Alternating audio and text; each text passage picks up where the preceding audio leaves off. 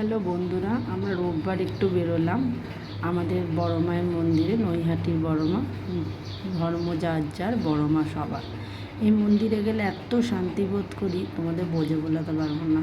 আমার দিদির সাথে আরও কিছুজন গেছিলো, তাদের সাথে আমরা চলে গেলাম সন্ধ্যের দিকে এবং খুব সুন্দর আমরা সেদিনকে পুজো দিলাম। দশহারা ছিল সেদিন, ভিড় ছিল অল্প, বেশি নয়, কিন্তু দারুণভাবে আমরা পুজো দিলাম এবং মাকে দর্শন করলাম।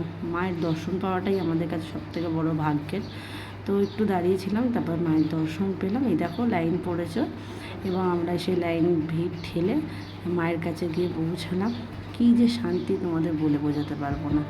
একবার পুজো দেওয়ার জন্য আমরা ছটপট করি যে কখন যাব।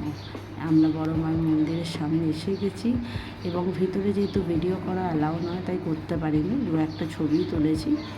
এত ভালো লাগছে তোমাদের কী বলবো। এই দেখো বড় মায়ের দর্শন।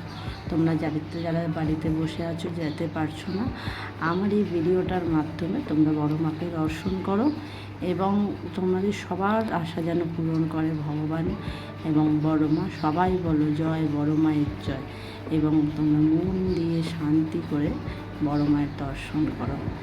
আমার তো ভীষণ প্রিয় জায়গা, তাই তোমাদের সাথে আজ ভাগ করে নিলাম বড় মায়ের মুখ। আমার ছেলের ছবি একটা দেখাই, না দেখালে ভিডিওটা ইনকমপ্লিট। চলো বাই, আবার দেখা হবে নেক্সট কোনো ভিডিওতে।